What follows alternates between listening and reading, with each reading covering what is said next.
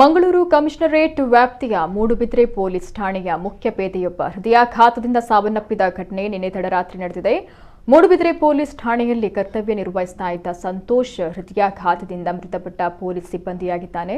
ಮೂಲತಃ ಶಿವಮೊಗ್ಗ ಜಿಲ್ಲೆಯ ಆನಹೊಟ್ಟಿ ಗ್ರಾಮದ ಸಂತೋಷ್ ಸ್ಟೇಷನ್ ಡ್ಯೂಟಿ ನಿಮಿತ್ತ ಶಿವಮೊಗ್ಗ ಜಿಲ್ಲೆಗೆ ತೆರಳುತ್ತಾ ಇದ್ರು. ಡ್ಯೂಟಿ ಮುಗಿಸಿ ಪತ್ನಿ ಮನೆಗೆ ತೆರಳಿದ ಸಂತೋಷ್ ಅಲ್ಲಿ ರಾತ್ರಿ 11 ಗಂಟೆಗೆ ತೀವ್ರ ಹೃದಯಾಘಾತದಿಂದ ಸಾವನ್ನಪ್ಪಿದ್ದಾರೆ. ಕಳೆದ 2 ವರ್ಷದಿಂದ ಮೂಡುಬಿದ್ರೆ ಠಾಣೆಯಲ್ಲಿ ಕರ್ತವ್ಯ ನಿರ್ವಹಿಸ್ತಾ ಇದ್ರು. ಅಪರಾಧ ಕೃತ್ಯಗಳಿಗೆ ಸಂಬಂಧಪಟ್ಟಂತೆ ವಿಶೇಷ ಮುತುವರ್ಜಿ ವಹಿಸಿ ಪ್ರಕರಣ ವಿಲೇವಾರಿ ಮಾಡ್ತಿದ್ರು. ಈ ಹಿಂದೆ ಬಜ್ಪೆ ಪೊಲೀಸ್ ಠಾಣೆಯಲ್ಲೂ ಕರ್ತವ್ಯ ನಿರ್ವಹಿಸ್ತಾ ಇದ್ರು. ತುಂಬಾ ಆತ್ಮೀಯ ಸ್ವಭಾವ ಹೊಂದಿದ್ದ ಇವರು ಸಹೋದ್ಯೋಗಿಗಳೊಂದಿಗೆ ಉತ್ತಮ ಬಾಂಧವ್ಯ ಹೊಂದಿದ್ರು. ಸಹೋದ್ಯೋಗಿಯ ಸಾವಿಗೆ ಠಾಣಾ ಸಿಬ್ಬಂದಿ ತೀವ್ರ ಸಂತಾಪ ವ್ಯಕ್ತಪಡಿಸಿದ್ದಾರೆ. ಈ ಕುರಿತು ಸಂತಾಪ ವ್ಯಕ್ತಪಡಿಸಿ ಟ್ವೀಟ್ ಮಾಡಿರುವ ಮಂಗಳೂರು ನಗರ ಪೊಲೀಸ್ ಆಯುಕ್ತ ಎನ್ ಶಶಿಕುಮಾರ್, ಪೊಲೀಸ್ ಕುಟುಂಬದ ಕಿರಿಯ ಸದಸ್ಯರೊಬ್ಬರು ಹೃದಯಾಘಾತಕ್ಕೆ ಬಲಿಯಾಗಿದ್ದಾರೆ.